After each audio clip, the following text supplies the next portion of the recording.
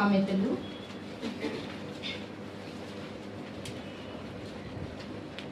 31వ అధ్యాయము 30వ వచనం. అందము మోసకరము, సౌందర్యము వ్యర్థము, యెహోవాను స్త్రీ కొనియాడబడును. అదే రీతిగా ఇంకో వాక్యాన్ని కూడా చదువుకుందాం. 2వ అధ్యాయము 11వ వచనం. సామెతలు 2:11. బుద్ధి నిన్ను కాపాడును, కావాలి కాయను. అలాగే మనము ఎస్తేరు గురించి ఆమె ఎట్లా ఆశీర్వదించబడింది అనేది మనం చూస్తాం. మొదటి సెక్షన్లో మనము ఆమె ఎట్లా పెంచబడుతూ వచ్చింది, ఎట్లా ఆమె జీవించింది ఆ విధానం చూస్తున్నాము. ఇప్పుడు రెండో సెక్షన్లో ఆమె ఎట్లా ఆశీర్వదించబడింది, ఆమె జీవితాన్ని బట్టి ఆమె ఎట్లా మేలు పొందుతూ వచ్చిందో మనం చూస్తాం. చూడండి, 7వ వచనం, 2వ అధ్యాయము 7వ వచనం. అందరం కలిసి చదువుకుందాం. తన పినతండ్రి కుమార్తె అయిన హదస్సాను ఎస్తేరు తల్లిదండ్రులు లేకుండా అతడు ఆమెను పెంచుకునేను. ఆమె అందమైన రూపమును సుందర ముఖములై ఉండెను. ఆమె తల్లిదండ్రులు నమ్ముకున్న తర్వాత ఒత్తికే ఆమెను తన కుమార్తెగా స్వీకరించెను. ఇక్కడ ప్రాముఖ్యమైన మాట ఏంటంటే మధ్యలో ఉంది, ఆమె అందమైన రూపమును సుందర ముఖము గలదై ఉండేది. స్టార్ అందంగా ఉంటుందా, అందహీనంగా ఉంటుందా? అందంగా ఉంటది. అందరు ఇష్టపడతారు కదా స్టార్ ని. ఎవరు నాకు ఇష్టం ఉండదండి అనేవాళ్ళు ఉన్నారా? స్టార్ అంటే నాకు ఇష్టం ఉండదండి అనేవాళ్ళు లేరు కదా. ఎందుకు అంటే అది వెలుగుతూ ఉంటది, అనేకులకి వెలిగిస్తుంది. కాబట్టి ఆమె పేరుకు తగినట్లుగా జీవించింది, ఆమె పేరుకు తగినట్లుగా జీవించింది. అందుకని ఆమె గురించి పరిశుద్ధాత్మ దేవుడు రాస్తూ వచ్చినారు. ఎట్లా అంటే ఆమె అందమైన రూపమును సుందర ముఖము గలదై, ఆమె బాహ్యంగా కూడా ఎంతో అందమైన స్త్రీ అని రాయబడుతూ వచ్చింది కదా. కాబట్టి మనము ఇటువంటి అందమైన, అంటే బాహ్యమ అందం గురించి ప్రభు చెప్పట్లేదు, కానీ మరి ఆత్మీయ అందం కావాలి. మరి బాహ్యంగా మనము మరి ఒకరు అందం ఉండొచ్చు, ఒక కొంచెము లేకపోవచ్చు, ఒకరు నల్లగా ఒక తెల్లగా వీటి గురించి చెప్పడం లేదు. ప్రభు వాక్యము మనము ఆత్మీయ జీవితం అందముగా ఉండాలి. ఆత్మీయ జీవితం ఎట్లా ఉండాలి? అందముగా ఉండాలి. కాబట్టి ఈమె గురించి అందమైన రూపమును సుందర ముఖము గలదై ఉండేను అని రాయబడింది. సుందరము లేకపోతే ఆ జీవితానికి మరి మంచిగా అనిపించదు కదా. ఒక మాట రాయబడిన సామెతల్లోనే చూడండి, 11వ అధ్యాయము సుందరం గురించి ఒక మాట, 11:22.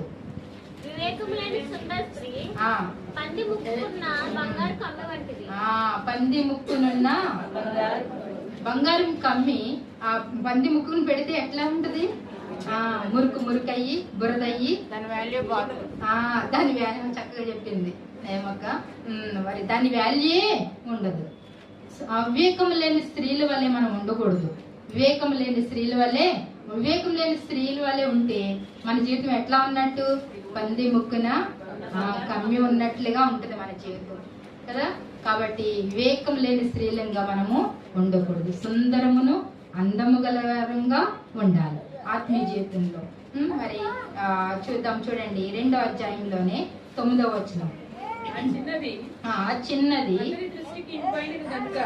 చాలు, అతని దృష్టికి ఇంపైనది. ఒకటి ఏంటి? ఆమె ఆయన దృష్టికి ఎలా ఉంది? ఆమె ఆ చిన్నది ఇంపుగా ఉంది. ఆమె చూడగానే ఇంపుగా అనిపించింది. ఆమె చూడగానే ఏమనిపించింది? ఇంపుగా అనిపించింది. చూడండి, హేగే దగ్గర తీసుకెళ్ళినప్పుడు ఆమె చూడగానే ఆమె విషయంలో మరి ఆమెకి ఇంకా హేగకి ఎట్లా మనసు వచ్చిందంట?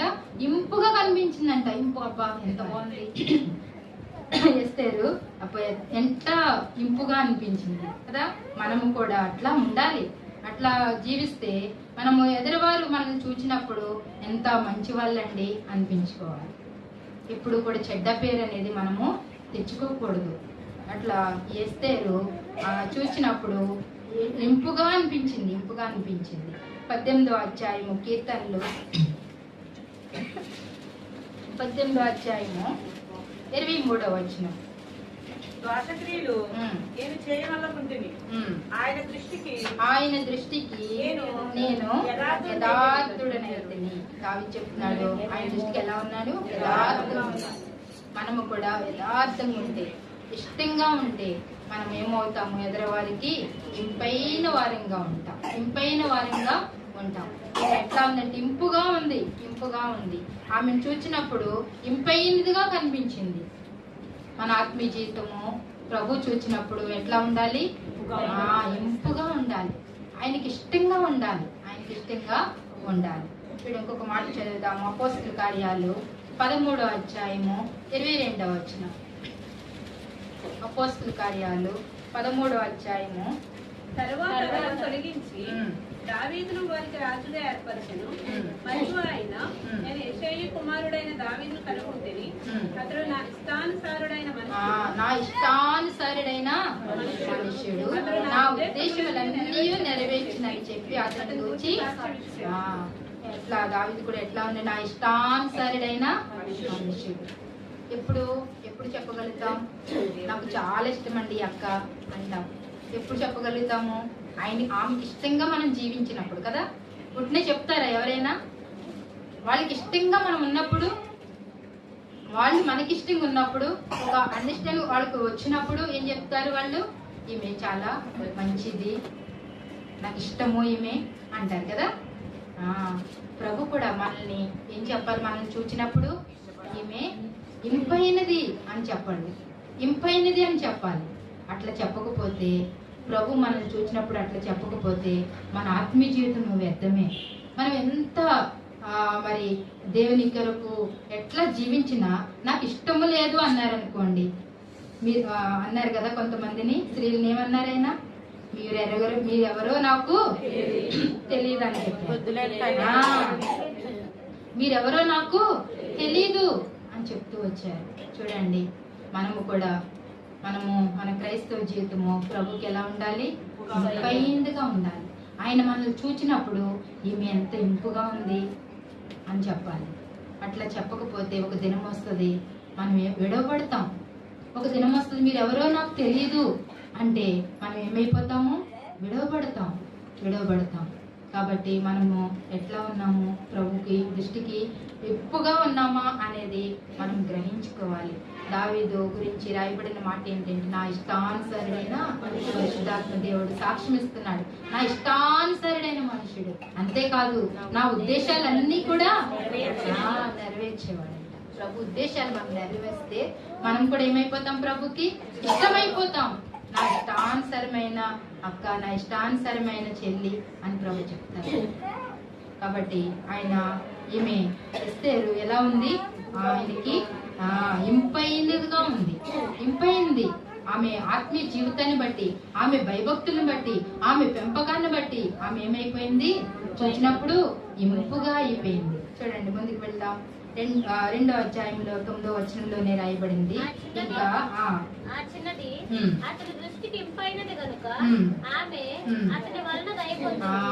దయ పొందిందంట. దయ ఎవరికి వస్తుంది? ఇష్టమైన వారి మీద వస్తుంది. ఇష్టమైన వారి మీదే దయ వస్తుంది. ఇష్టం లేని వారి మీద దయ చూపిస్తామా? మనం కూడా చూపించాం కదా. మనం కూడా దయ చూపించలేము. ఎందుకు? మనకి ఇష్టంగా లేకపోతే. కాబట్టి ప్రభు ఇష్టాన్ని ఆయనకి ఇష్టంగా ఉంటే మనము ఆయన దయ పొందుకుంటాం. ఈమె ఏమైందంట? ఈమె చూచినప్పుడు దయ పొందిందంట. దయ పొందింది. హేగే దయ పొందుతూ వచ్చింది. 1 సమూయేలు 2వ అధ్యాయము 26వ వచనం చదవండి. 2 సమూయేలు 2వ అధ్యాయము 26వ వచనం. సమూయేలు ఇంకను ఎదుగుచు యెహోవా దయందును మనుషుల దయందును వర్ధిల్లుచుండెను. సమూయేలు ఎట్లా వర్ధిల్లినాడంట? యెహోవా దయ, మనుషుల దయ. మొదటగా ఎవరి దయ? దేవుని దయ.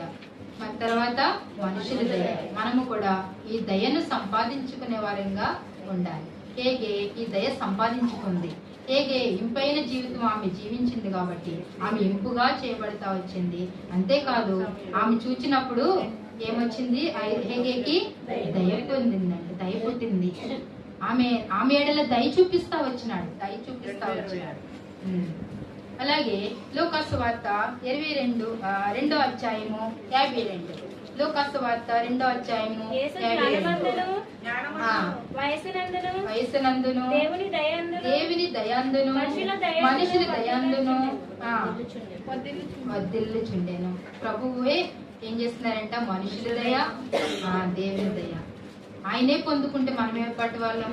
మనము కూడా చాలా మంది అంటారు దేవుని దయ ఉంటే చాలండి, మనుషుల దయ ఎందుకు అంటారు కదా. అది కరెక్ట్ కాదు. మనుషుల దృష్టికి కూడా మనం ఎలా ఉండాలి? దయ పొందే వాళ్ళంగా ఉండాలి. మనుషుల దృష్టికి మనము ఇంపుగా ఉండాలి. మనుషుల దృష్టికి ఎప్పుడైతే ఇంపుగా ఉంటామో ఆటోమేటిక్ దేవుని దృష్టికి కూడా ఎలా ఉంటాం? మనము ఇంపుగా ఉంటాం. కాబట్టి మనము దయ పొందిన వాళ్ళంగా ఉండాలి. ఇక్కడ ఎస్తేరు మరి హేగేకి ఏం పొందింది? దయ పొందుతూ వచ్చింది. ఆయన చూసినప్పుడు ఆయనకి ఏం పుట్టింది? దయ పుడుతూ వచ్చింది. ప్రభు కూడా దయ పొందుతూ వచ్చాడు. మరి మనుషుల దయందు దేవుని దయందైనా వర్ధిల్లుతూ వచ్చినాడు. సమయాలు కూడా దయ పొందుతూ వచ్చినాడు. మనము కూడా మనుషుల దయందు యెహోవా దయందు మనము జీవించే వాళ్ళంగా ఉండాలి. అట్లా ఈ ఎస్తేరు దయను పొందుతూ వచ్చింది. మూడవదిగా చూస్తే చూడండి, ఎస్తేరు 2వ అధ్యాయం 15వ వచనం. మొర్దెకై తన కుమార్తెగా స్వీకరించుకున్న తన పినతండ్రి అయిన అబీహయీలు కుమార్తె ఎస్తేరు రాజు దగ్గరకు వెళ్ళుటకు వంత వచ్చినప్పుడు స్త్రీలను కాయు రాజు యొక్క షండుడైన హేగే నిర్ణయించిన అలంకారం గాక ఆమె మరి ఏమీ కోరలేదు. ఎస్తేరును చూచిన వారందరికీ ఎస్తేరు జీవితాన్ని బట్టి హేగేకే కాదు, ఎస్తేరు చూచిన వారందరికీ దయ పెట్టింది. ఎంత స్టార్ గా ఆమె ఉంది, ఎంత ఇష్టంగా ఉంది, ఎంత ఆమె ఇంపుగా ఉంది. ఆమె చూచిన వారికి మన ఎడల దయ పుడుతుందా? ఎవరికైనా దయ పుడుతుందా అంటే వాళ్ళకి ఇష్టంగా ఉన్నప్పుడే మనకు దయ చూపిస్తారు. వారికి ఇష్టం లేనప్పుడు దయ పుట్టించలేరు కదా. కాబట్టి ఈమె ఎస్తేరు చూచిన వారందరికీ కూడా దయ పుట్టింది. అట్లా దయ సంపాదించుకుందామె. మనము కూడా అట్లా జీవించాలా. ఆమె అట్లా ఆశీర్వదించబడతా వచ్చింది. మరి మొదటగా ఏం చూస్తా వచ్చాము? మరి ఆమె చూచినప్పుడు అతని దృష్టికి ఎలా ఉంది? ఆమె ఇంపుగా ఉంది. రెండోదిగా ఏం చూస్తాము? దయ పొందుతూ వచ్చింది. మూడోదిగా ఏం చూస్తాము? మరి మనుషులందరికీ దయకే కాదు, మనుషులందరికి, ఆమె చూసిన వాళ్ళందరికీ ఏం పుడుతుంది? దయ పుడుతుంది. అబ్బా, ఎస్తేరు ఎంత మంచిదండి, ఎస్తేరు ఎట్లా చాలా చక్కగా ఉందండి, ఎస్తేరు చాలా ఇంపుగా ఉందండి అనుకుంటున్నారు. మనం గురించి కూడా అటువంటి సాక్ష్యం, అటువంటి ఆత్మీయ జీవితం మనం కూడా కలిగి ఉంటే మన ఏడలు కూడా దేవుడు దయ చూపిస్తాడు. అంతేకాదు మనుషులందరూ కూడా దయ చూపిస్తారు. అట్లా మనము మరి ఆశీర్వదించబడాలని దేవుడు కోరుతూ వస్తున్నాడు. అలాగే మరి రోమా 8వ అధ్యాయము 28వ వచనం చదవండి. దేవుని ప్రేమించే వారికి అనగా ఆయన సంకల్పము చొప్పున పిలువబడే వారికి సమస్తము సమకూడి, ఎప్పుడైతే ఆమె భయభక్తులుగా ఉందో, ఎప్పుడైతే ఆమె మరి మొదటిగా పెంపకంలో భయభక్తులతో పెరుగుతూ వచ్చిందో ఆటోమేటిక్ గా ఈ ఆశీర్వాదాలన్నీ వచ్చినాయి. ఈ ఆశీర్వాదాలన్నీ వస్తూ వచ్చినాయి. దయ పొందింది, మరి ఆ మనుషులు దయ పొందుతూ వచ్చింది, మరి ఆమె ఇంపుగా ఉంటూ వచ్చింది. ఇంకేం చూస్తున్నాము? ఇవన్నీ కూడా ఆయన ప్రేమించింది కనుక మరి ఆమెకి ఏమవుతా వచ్చినాయి? సమకూడుతూ వచ్చినాయి. మనకు ఒకటి జరిగితే ఒకటి జరగదు కదా. కానీ ఆయన ప్రేమించే వారికి మేలు కలుగుటకై సమస్తము సమకూడి జరుగుతాయి. ఆయన ప్రేమించాలి. మనం ప్రభుని ప్రేమించాలి. ఎంతగా ప్రేమించాలంటే ఆయన ఎంతగా మనల్ని ప్రేమించారంటే ప్రాణం పెట్టినంతగా ప్రేమించారు. ఆయన ప్రాణం పెట్టినంతగా ప్రేమించారు.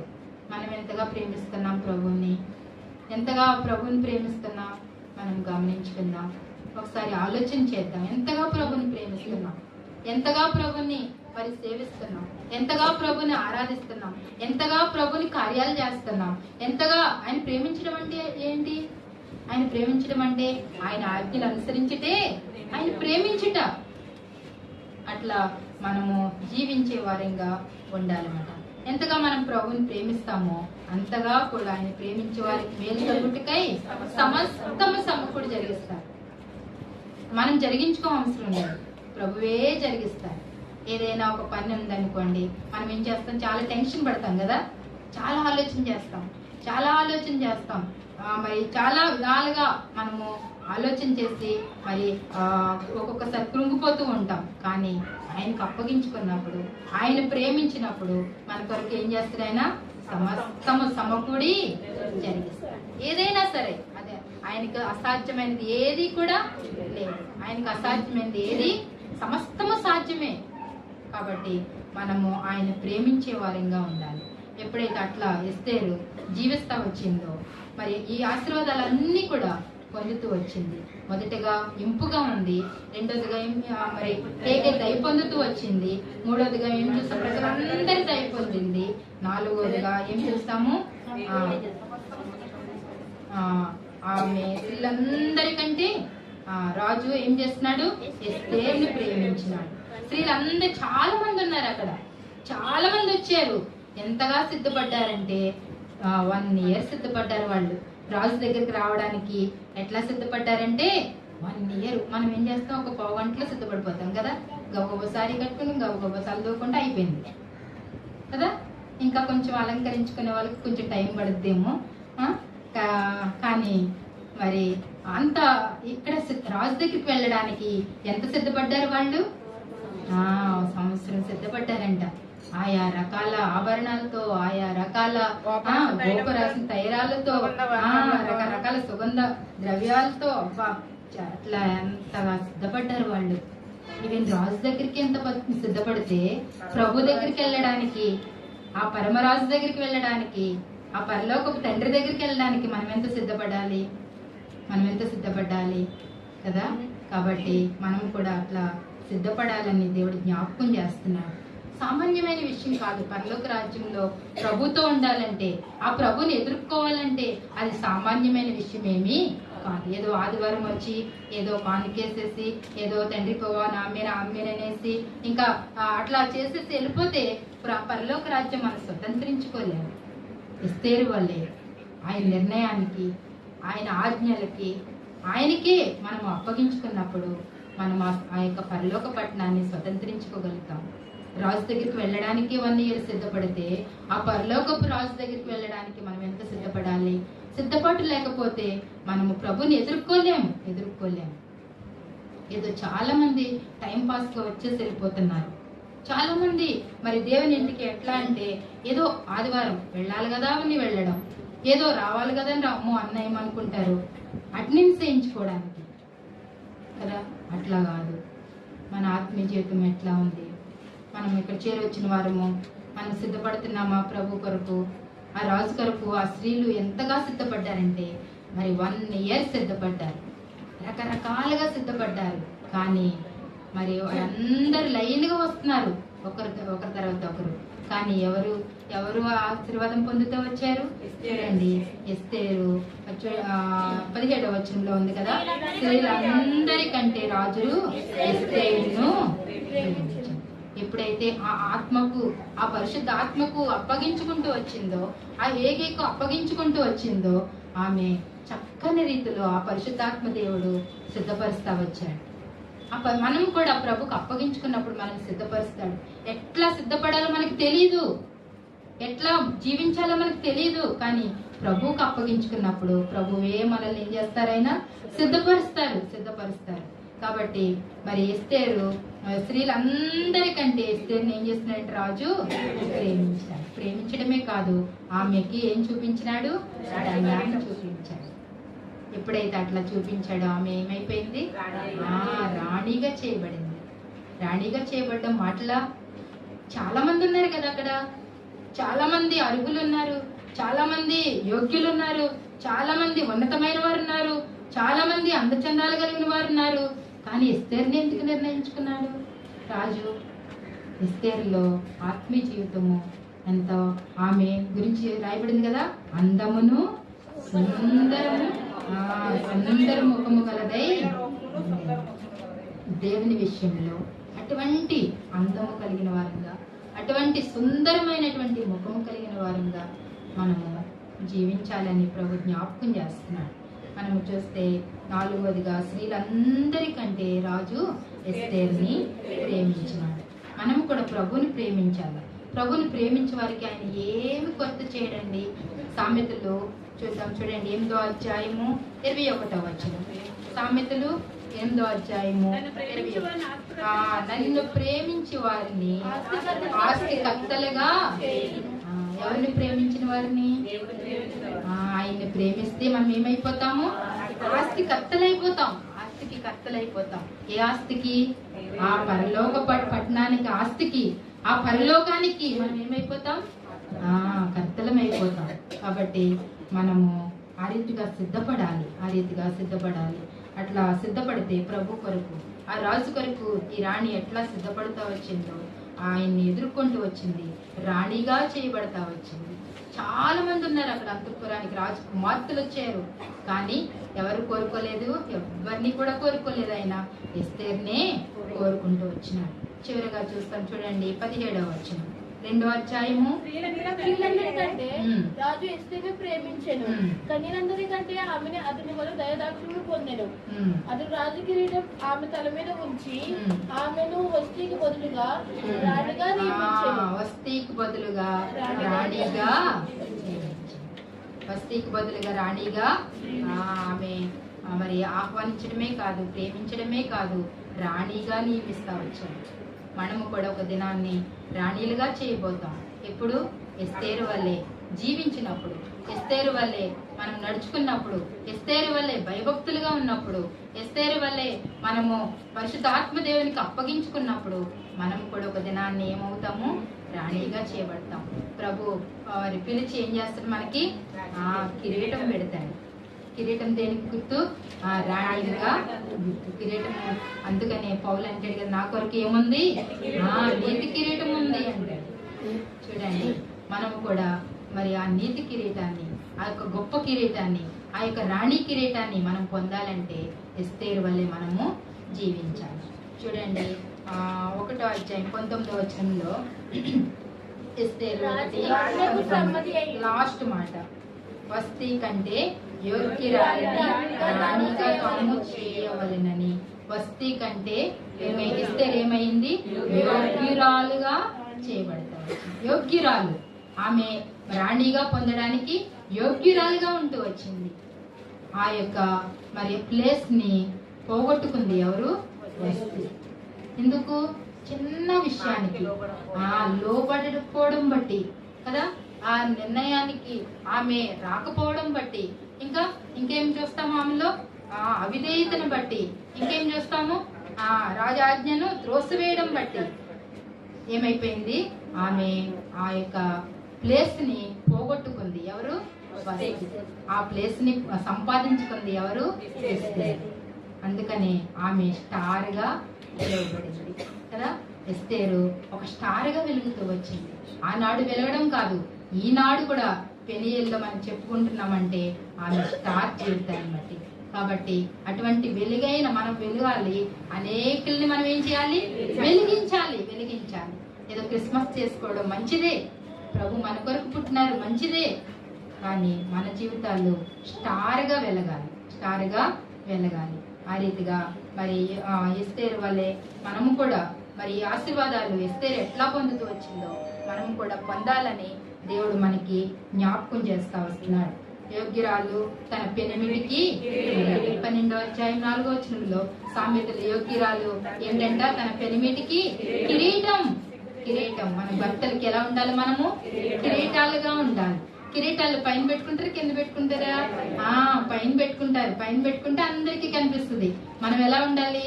భార్యలంగా మనము అందరికి చూపించే వాళ్ళగా ఉండాలి కదా. మన భర్తలు మా అబ్బా మా భార్య ఎంత మంచిదండి అని చెప్పుకునే వాళ్ళుగా ఉండాలి. చాలా మంది ఎట్లా ఉంటారు? మూర్ఖులుగా ఉంటారు, మూడురాళ్ళుగా ఉంటారు కదా. అందుకనే మేలు దొరికిన వారికి మేకు దొరికిందని చెప్పారంట. మేకు అట్లా బాధపడుతున్నారంట భర్తలు. చూడండి, అట్లా మనం బాధించే వాళ్ళంగా ఉండకూడదు. అట్లా మనము వాళ్ళని శోధించే వాళ్ళంగా ఉండకూడదు. మనం ఎలా ఉండాలి? కిరీటాలుగా ఉండాలి, యోగ్యులంగా ఉండాలి. యోగ్యులంగా ఉంటే ఆటోమేటిక్ గా మనం ఏమైపోతాం?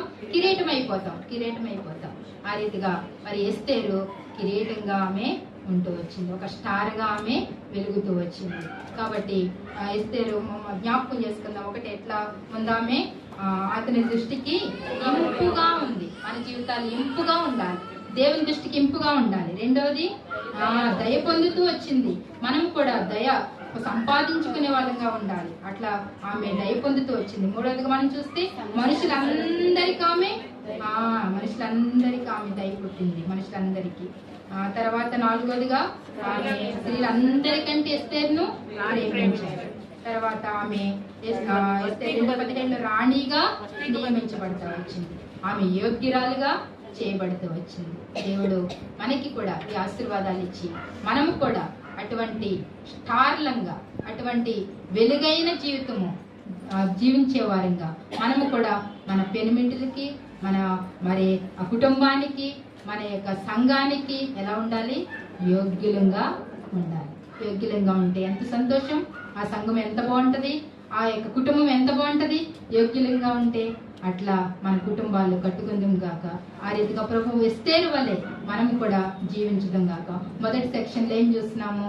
ఆమె ఎట్లా జీవించిందో చూసాము. రెండో సెక్షన్ లో ఎట్లా ఆమె ఆశీర్వదించబడిందో, ఎట్లా రాణిగా చేయబడుతూ వచ్చిందో చూస్తున్నాం. అట్లా మనము కూడా ఒక్కొక్కరు ఒక రాణిగా ఇంటిలో, సంఘములో, సమాజములో మన అందరము కూడా ముందుగాక. దేవుడి వాక్యాన్ని దీవించి ఆశీర్వదించిందాక. ప్రార్థన.